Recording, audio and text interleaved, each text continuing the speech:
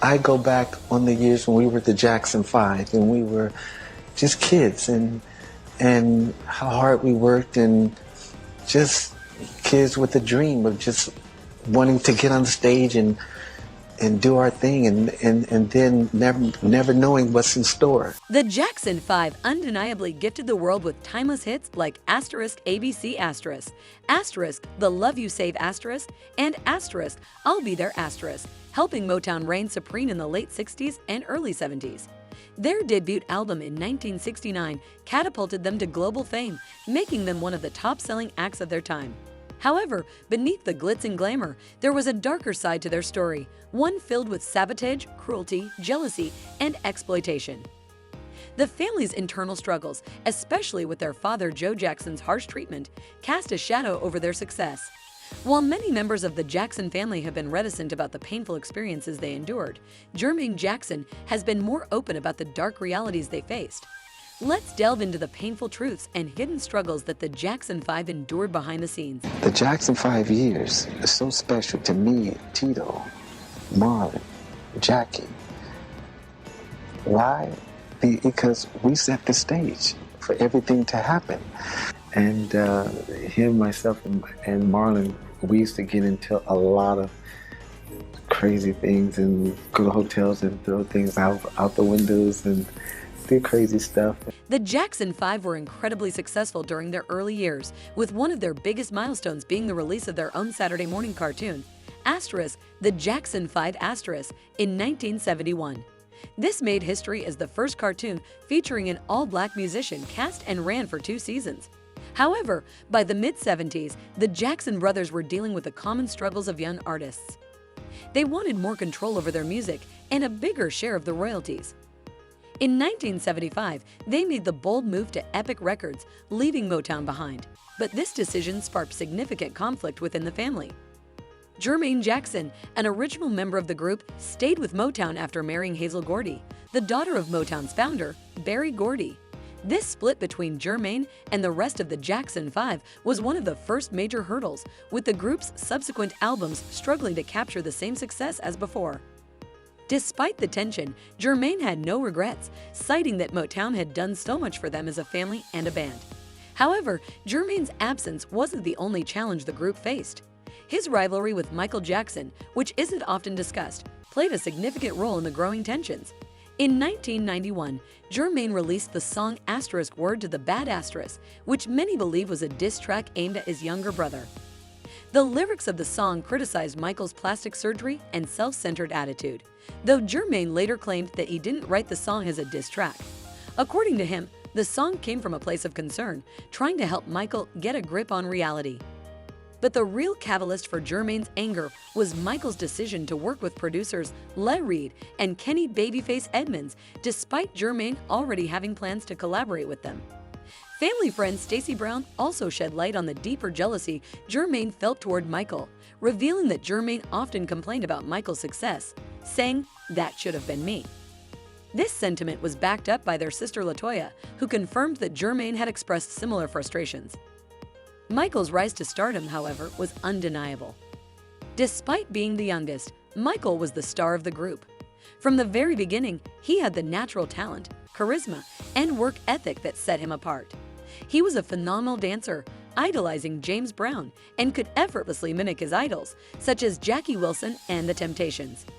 Even Jermaine acknowledged Michael's undeniable talent. He recalled how Michael, who was just 5 years old, joined the group by playing bongos on a Quaker Oats box.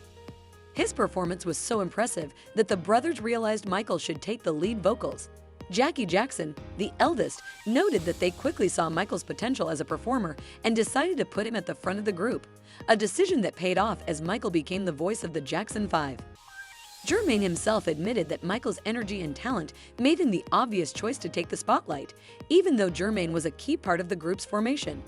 The Jackson 5's rise was fueled by Michael's unique ability to captivate audiences with his performances and vocal range, a trait that was apparent from the very beginning. Despite the family tension and Jermaine's feelings of jealousy, Michael's star power was something no one could ignore. Put him in the group and it was over. I was the lead singer first.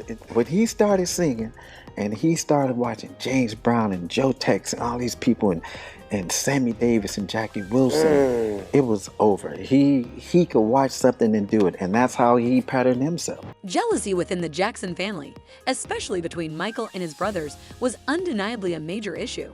Jermaine Jackson's relationship with Michael was notably strained due to a mix of jealousy and rivalry, but there were other significant events that further fueled the tension.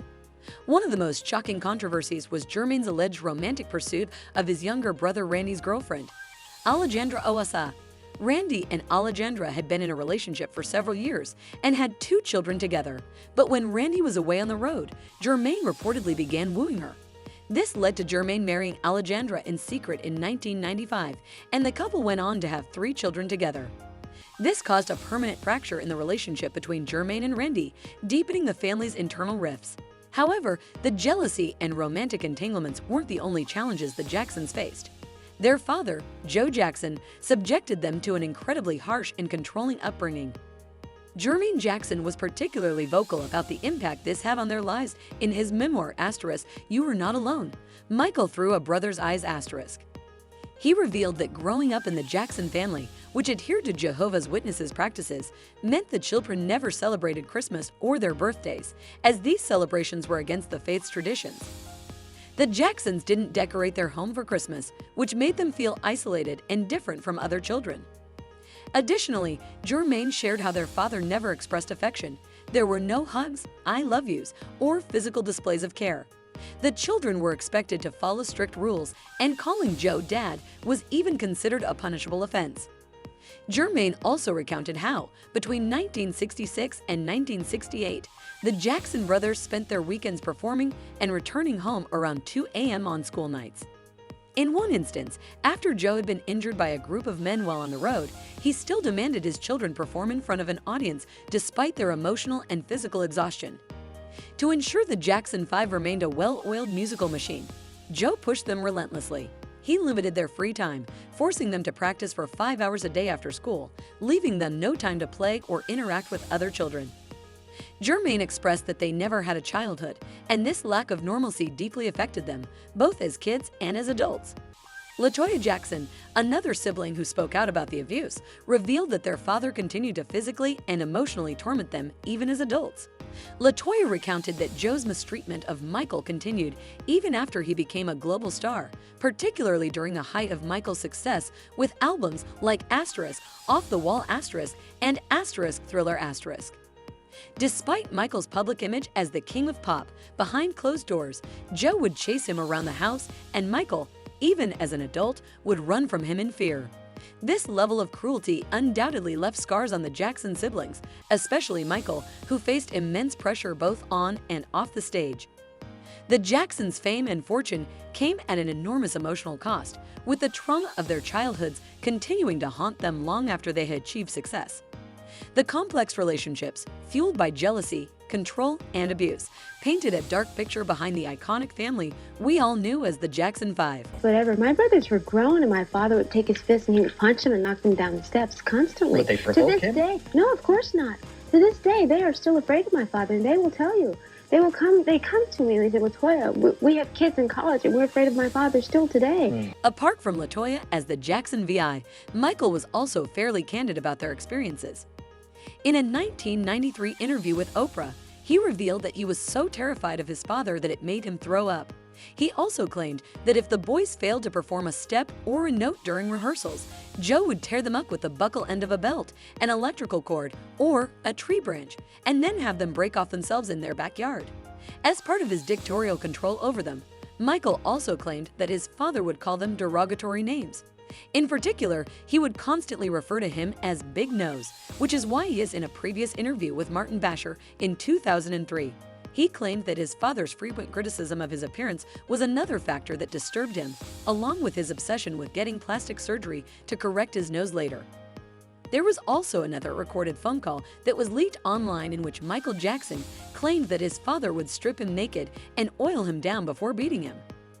Michael also recalled being attacked by his father, saying that his father would use whatever was nearby and occasionally throw them against the wall as hard as he could.